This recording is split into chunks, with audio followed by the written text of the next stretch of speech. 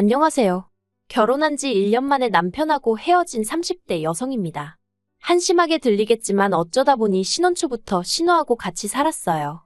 그렇지만 남편과 헤어지게 된 건 전적으로 신우 탓만은 아니에요. 사실 저를 제일 미치게 했던 건 매사 어정쩡하고 확실한 입장을 취하지 않는 남편이었지요. 그게 저를 위해서가 아니라 시댁 식구들을 위한 건 너무나 당연한 사실이었고요. 막말로 결혼한 지 1년, 서로 눈만 마주쳐도 불꽃이 피어야 되는 시기 아닌가요? 그런데 남편의 뜨뜻미지근한 태도를 보고 있으니 타오르던 불꽃도 순식간에 사그라들었습니다. 그리고 초장부터 이런 결혼 생활을 앞으로 좋게 3, 40년은 이어가야 한다 생각하니 너무 까마득했어요. 그래서 이혼하자고 했더니 어머님은 저더러 오누이간의 우애를 다 끊어놓는다면서 나갈 거면 난리법석 부리지 말고 조용히 나가랍니다. 제가 누구 좋으라고 조용히 나가나요? 어머님도 신우도 이런 사연 듣는 거 좋아하던데 꼭 이 이야기를 듣고 반성 좀 했으면 좋겠습니다. 아들 인생, 오빠 인생 망친 건 당신들이에요. 남편하고는 사회생활을 하면서 알게 된 사이예요. 일적으로 만난 사이였는데 연인 사이로 발전하게 될 줄은 몰랐지요. 하지만 부지불식간에 서로 마음이 통해서 알고 지낸 지 6개월 만에 진지한 만남을 시작했어요. 그리고 당시 둘 다 이미 홍기가 가득 찬 나이여서 바로 결혼 이야기가 나왔습니다. 그래서 제 나이 34, 남편 나이 36의 부부의 연을 맺게 되었네요. 결혼 당시 남편은 남편대로 저는 저대로 자취를 하고 있었어요. 남편이나 저나 소위 시골이라고 불리는 서울에서 제법 떨어진 지역에서 올라온 사람들이었거든요. 다만 차이가 있다면 남편은 자기 빌라에서 살고 있었고 저는 오피스텔 전세로 살고 있었다는 거지요. 그래서 자연스럽게 남편 빌라에 제가 들어가서 사는 걸로 이야기가 되었어요. 그렇게 된 데에는 어떻게 보면 그렇게 될 수밖에 없던 이유가 있기도 했는데 남편은 그 빌라를 투자 목적으로 샀다고 했습니다.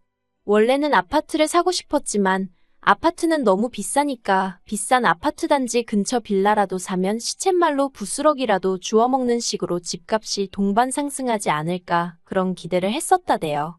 그런데 하늘 높은 줄 모르고 쭉쭉 올라가는 아파트와 달리 남편이 산 빌라는 오히려 가랑비에 옷 젖듯 조금씩 떨어지기 시작했고 게다가 그 빌라가 방 3개에 화장실 2개로 남편 혼자 살기엔 집도 크고 관리비도 부담스럽고 무엇보다 남편 회사에서 멀거든요. 그러니 정작 자기는 회사 근처 고시원에 살면서 그 빌라는 전세를 줬었다는 거예요. 그런데 세입자가 갑자기 사정이 생겼다며 나가겠다고 하니까 새로운 세입자를 구하려고 했지만 그마저도 여의치가 않았고 그래서 어쩔 수 없이 남편이 회사 근처 자취방에서 나와 빌라 생활을 시작하게 된 거지요.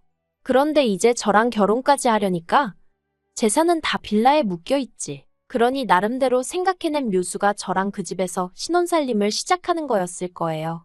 빌라 값이 단 1,000만 원이라도 올랐으면 팔아버릴까 생각도 했는데 그것도 오히려 2천만 원가량 떨어져서 남편 입장에선 지금 팔면 손에다 씹기도 했을 거고 그렇다고 결혼을 미루기도 뭐했을 테니까요. 그런데 저도 바보같이 그때는 그래도 집이 있는 남편이 대단하다고 생각했어요. 속빈강정인 것도 모르고 말이에요. 남편이 아주 입만 살아가지고 똑같은 상황도 자기한테 유리한 쪽으로만 저에게 포장을 해서 얘기를 했던 탓이었지요. 그래도 어쨌든 남편 집에 들어가 살기로 하면서 저도 아예 손해만 본 건 아니었습니다. 어떻게 표현해야 할까 싶은데 집이라는 게 인테리어랄 것도 없었고 그래서 처음엔 남편하고 리모델링이라도 할까 했거든요. 그런데 대대적으로 다 때려부시고 새로 하려면 못해도 3, 4주는 있어야 한다는 거예요. 그런데 저나 남편이나 서울에 따로 연고가 있던 것도 아니라 3, 4주씩 살던 집을 비우고 어디 가 있기가 마땅치가 않았어요. 제 오피스텔 계약 기간도 애매하게 끝나가고 있었고 한 달씩 연장은 안 되는 상황이었지요. 그리고 무엇보다도 리모델링 비용이 부담스러웠던 것도 사실이에요. 아무래도 남편 집으로 제가 혼수를 해서 들어가긴 했어도 집 자체가 솔직히 제 마음에 쏙 드는 것도 아니었는데 4천만 원씩이나 드리기는 아깝더라고요. 계산적이라고 뭐라고 하는 사람도 있겠지만 저한테는 4천만 원은 거금이었기 때문에 결혼이고 사랑이고를 떠나서 계산을 아예 안 할 수는 없었습니다. 아무튼 그래서 그냥 들어가서 살게 되었어요. 그런데 그렇게 신혼살림을 시작하고 한 달도 채 되지 않았던 시기였어요. 하루는 어머님 아버님이 연락도 없이 저희 집에 오시더니 할 이야기가 있다고 하시더라고요. 그건 바로 신우에 관한 이야기였습니다. 신우에게 남자친구가 있다는 사실은 알고 있었어요. 정식으로 소개를 받은 적은 없었지만 저희 결혼식에 남자친구를 데리고 와서 친인척분들께 인사를 하고 다니는 모습을 보고는 저 혼자 속으로 짐작은 하고 있었지요. 그런데 알고 보니 결혼을 생각하고 있을 정도로 진지한 사이였던 모양이에요. 남자는 서울에서 나고 자란 사람으로 직장도 서울이었던지라 그쪽 집안에선 식도 신혼집도 서울에서 하길 바란다는 이야기를 전하시며 그래서 말인데 저희더러 신우가 시집갈 때까지만 데리고 있으라시대요. 신우가 결혼 준비부터 시작해서 이것저것 챙길 게 많은데 매번 기차를 타고 다니게 할 수는 없는 노릇이지 않냐시면서요. 솔직히 당황스럽고 내키지 않았던 게 사실이에요. 이제 신혼의 단꿈이 막 시작되었는데 남편은 어떻게 생각했는지 몰랐어도 제 입장에선 신우가 불청객처럼 느껴졌거든요. 하지만 제가 목소리를 내기에는 굉장히 애매한 상황이었습니다. 어머님 아버님이 대놓고 말씀은 안 하셨지만 어쨌든 집을 당신들 아들인 남편이 전적으로 해왔으니 남편의 여동생이 좀 와 있는 게 무슨 문제겠냐고 당연히 와 있을 수 있다고 생각하시는 눈치였거든요. 그리고 하다못해 남편이라도 나서서 그건 그거고 이건 이거다라고 딱 정리를 해주면 좋겠는데 그런 액션도 딱히 취하질 않았고요. 그래서 이래저래 약간은 울며 겨자 먹기로 알겠다 했습니다. 그리고 그렇게 신우가 저희 집에 들어오게 되었는데 초반에는 결혼 준비에 필요한 상담도 받으러 간다 어쩐다 신이 나서 돌아다니더니 언젠가부터 그런 얘기가 전혀 들려오질 않대요. 다만 퉁퉁 부은 눈을 보고는 어느 정도 이유가 짐작이 가긴 했지요. 하지만 굳이 따로 묻진 않았어요. 시부모님도 가타부타 뭐 말씀도 없으셨고 파토났던 거예요. 그런데 진짜 문제는 결혼이 무산되었음에도 불구하고 신우는 도통 내려갈 생각이 없는 눈치였습니다. 그래서 제가 어머님 아버님께 조심스레 앞으로 신우의 계획이 어떻게 되는지 혹시 들은 바나 아시는 바가 있으신지 여쭈어 보았지요. 그랬더니 어머님이 속상해 죽겠다면서 구체적이진 않지만 선보고 결혼해서 빨리 나갈 거라고 조금만 참고 기다리라 하시더군요. 그런데 신우 나이가 33으로 솔직히 어린 것도 아니었어요.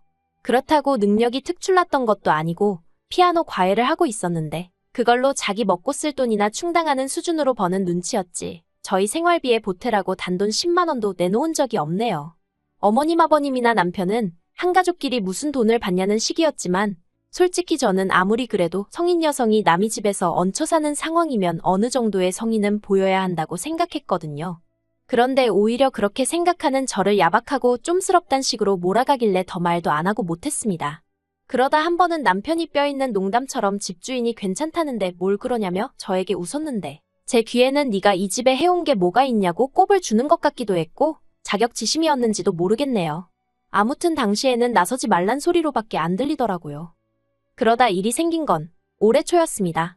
신우는 친구들이랑 여행을 간다고 했고 친정부모님은 친정부모님대로 서울에 병원 검진도 있고 해서 올라오셔야 하는 상황이었어요. 친정어머니 생신도 마침 주말이었고요. 그래서 제가 친정부모님께 그러면 병원도 다녀오시고 저희 집에서 제가 생일상을 차려드릴 테니 그것도 드시고 이틀 정도 계시다 가시라 했지요. 제가 직장 문제도 있고 해서 고향집에 자주 내려가 보질 못하는 상황이었으니까요. 참고로 집에는 비어있는 방이 하나 있었고 가끔 시부모님이 오시면 주무시고 가시기도 하셨습니다. 그런데 저희 친정부모님이 올라오기로 되어 있는 날 신우가 왜인지 아침부터 입술을 대빨 내밀고선 집안을 들쑤시고 다니더라고요. 그리고는 기어이 11시쯤 나간다더니 안 나가고 있는 게 아니겠어요. 친정부모님 오실 시간은 다 되어 가는데 안 되겠다 싶어서 아가씨 안 나가냐고 물었습니다. 그러자 신우가 같이 여행 가기로 한 친구들과 싸웠다면서 기분 더러워서 안 갈 거랍니다. 그러더니 지방으로 쏙 들어가서는 방문을 걸어 잠그더라고요.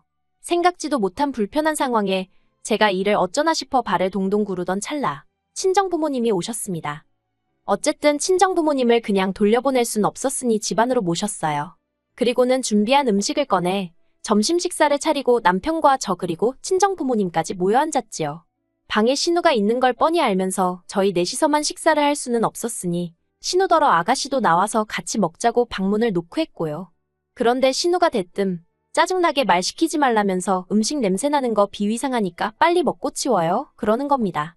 순간 황당하기도 하고 민망하기도 하고 화가 솟구치대요. 100번 양보해서 저한테 말본새가 그 모양인 건 참는다 쳐도 저희 친정부모님이 오신 걸 뻔히 알면서 나와서 인사 안 한 거 그래 사돈지간이니까 윗사람 아랫사람이 어딨냐고 왜 내가 먼저 인사해야 되냐고 따진다면 그것도 100번 양보한다 쳐요. 하지만 아무리 그래도 저희 부모님이 어른이고 손님인데 지 기분 나쁘다고 방문에다 대고 새언니인 저한테 악을 써대는 게 정상인가요? 그러자 저희 친정어머니가 괜히 당신들이 와서는 사돈처녀가 편하게 쉬지도 못하게 되었는가 보다며 어찌나 민망해하시던지 너무 속이 상하는 거예요. 게다가 남편도 자기가 사위면 저희 부모님께 그런 게 아니다 라던가 하다못해지 여동생한테 말이라도 말 그따위로 하지 말라고 한마디는 해줘야 하잖아요. 그런데 어휴 날짜를 잘못 잡으셨어요. 저희 친정부모님께 날짜를 잘못 잡았답니다. 저희 친정어머니 생신인 걸 몰랐어도 문제고 아는데 그런 소리를 했다면 그것도 문제인 거지요. 아무튼 여러 가지로 기분 잡쳤고 친정부모님은 그냥 병원에 갔다가 고향집으로 내려가시겠다면서 일찍 자리를 뜨셨어요. 그렇게 친정부모님이 가시고 너무 속이 상해서 저도 모르게 눈물이 나오더군요. 그런데 그때 신우가 방에서 기어나오더니 갔어요? 그럽니다. 그리고는 나와서 냉장고를 열더니 저희 친정어머니가 제가 좋아하는 반찬 몇 가지를 해다 주셨거든요. 그걸 보고는 아, 같이 쓰는 냉장고에 냄새나게 이게 뭐냐며 갖다 버려요 그러대요. 정말 짜증이 나서 같이 쓰는 게 아니라 아가씨가 얹혀 쓰는 거니까 조용히 해요 하고 저도 한마디 쏘아붙였습니다. 그러자 신우가 언니 지금 뭐라고 했냐면서 오빠 가만히 있을 거야? 한마디 해야 될 거 아냐? 그리고는 갑자기 울더라니까요. 그리고 그걸로도 부족해 신우가 시부모님께 연락을 드려서는 앞뒤 얘기는 다 잘라먹고 제가 자기더러 얹혀 사는 주제에 조용히 쥐 죽은 듯 살라고 했다 뭐 말을 그렇게 전했더군요. 시부모님이 저더러 그게 사실이냐며 당연히 사실이 아니라고 말씀드렸지만 애시당초 들으실 생각이 없으시대요. 아무튼 아무리 그래도 그렇지 어떻게 그런 소리를 하냐면서 저에게 섭섭하다 서운하다. 그리고는 이내 하시는 말씀이 나는 너 빈몸으로 시집왔어도 별말 안 했다. 한 식구다 생각했으니까 흠이 좀 있으면 어떤가 그렇게 생각했답니다. 그런데 너는 왜 네 신우를 품어주질 못하냐면서 평생 같이 살라는 것도 아니고 신우 시집 갈 때만 데리고 있으라는 건데 하시며 온누이 정이라는 게 다 뭐냐고 너가 기어이 애들 사이를 끊어놓을 셈이냐고 별의별 소리를 다 들었어요. 그래서 제가 어머님 떨어 온누이 정이고 나발이고 이러다 부부간 정부터 상하게 생겼다 대꾸했습니다. 솔직히 신우랑 같이 살고 나니까 부부관계도 하기가 꺼려지고 원래는 저희 신혼 짧게 즐기고 바로 애 가지려고 했거든요. 둘 다 나이도 있었으니까요. 그런데 어머님은 옛날에는 3대가 모여 살아도 애들 5, 6씩 낳고 잘만 살았다면서 저더러 유난 떨지 말고 집안 시끄럽지 않게 조용히 좀 하라며 제 입장을 이해해 주실 생각은 전혀 없으셨고 무조건 제가 신우에게 사과라도 하길 바라시는 말투였어요. 남편도 별반 다르게 없었습니다. 기껏 한다는 말이 저 하나만 조금 참아주면 좋게 지나갈 시간이라나요. 그래서 결국 남편에게 유치한 질문이었지만 나랑 신우 중에 한 사람만 골라서 같이 살라 했습니다. 그런데 남편이 대답은 안 하고 저더러 너 이렇게 수준이 낮은 애였냐 어쩌냐 개소리나 해대더라고요. 신우가 헛소리를 할 때도 어머님이 말 같지 않은 소리를 할 때도 솔직히 웃기지도 않네 그러고 넘길 수 있었어요. 그런데 남편의 개소리만큼은 참아줄 수가 없어서 그래 수준도 안 맞는 사람들끼리 어떻게 사냐 헤어지자 했습니다. 그런데 남편이 저더러 그런 소리 할 거면 네 짐만 챙겨서 나가라대요. 그래서 저도 뒤도 안 돌아보고 제 짐 챙겨서 나왔지요. 솔직히 잡지 않는 남편이 야속하기도 했지만 후련한 마음이 더 컸던 것 같아요. 그리고 여담이지만 혹시나 청약이 될까 싶어서 혼인신고를 안 했기에 남편과 헤어지겠다고 마음먹고 나니까 모든 게 일사천리로 진행이 되는 게 신기할 지경이었네요. 그리고 그렇게 다 끝났다고 생각했는데 그 집에서 나오고 한 달 좀 지났을 때였어요. 신우가 집에 남자를 데리고 들어왔더랍니다. 그래서 졸지에 남편 집에서 신우가 남자친구랑 동거를 시작했다며 남편이 하소연을 한답시고 저한테 전화를 해온 거예요. 그래놓고는 자기 여동생이 이렇게 개차반인 줄 몰랐다면서 저한테 자기가 다 잘못했다고 이번 한 번만 없던 일로 하고 들어와주면 안 되냐입니다. 제가 미쳤냐고 됐다고 그랬어요. 한번 네 잘난 여동생하고 그 비위 맞춰가면서 살아보라고요. 솔직히 신우가 저희랑 살면서 집 청소 한 번 한 적이 없고 설거지 한 번 지 손으로 한 적이 없는데 한 번을 미안해한 적이 없으면서 오히려 시부모님만 믿고 기고만장해 있었거든요. 그런데 신우 남자친구라는 작자는 이걸 다 알기는 아는지 아무튼 뭐하는 사람인지는 몰라도 그런 신우를 받아줄 수 있을지 모르겠네요. 솔직히 저는 금전적으로 손해를 본 건 없지만 남편과 연애까지 포함한 그 시간들을 생각하면 제 인생을 낭비한 것 같아 너무 속상하고 마음이 쓰립니다. 그래도 이렇게 인생을 배웠다 생각하고 더는 미련을 두지 않는 것이 좋겠지요. 친정부모님도 아무리 돈이 있으면 뭐하냐고 사람 같지 않은 것과는 상종하지 않는 게 정신건강에 좋다며 차라리 잘 됐다고 그러세요. 그리고 저는 얼마 전 작은 아파트 하나를 샀습니다. 결혼 전 오피스텔 전세 계약이 끝나고 돌려받은 보증금에 친정 부모님이 약간 도와주시고 대출도 좀 받아서 마련했어요. 남편이랑 살던 집에 비하면 사이즈는 작아도 아주 신식입니다. 그리고 불현듯 그놈의 집구석에 리모델링한다고 돈을 처바르지 않아서 다행이다 싶네요. 그 다 허물어지는 것 같은 빌라도 집이라고 의기양양하던 남편이나 시부모님을 생각하면 가소롭다고 해도 될까요? 아무튼 오늘 이후로 다시는 전 남편이나 그쪽 사람들에 대해서는 아예 생각도 하지 않을 거예요. 그리고 장담컨대 신우는 그 말본새 못 고치면 시집 못 갑니다.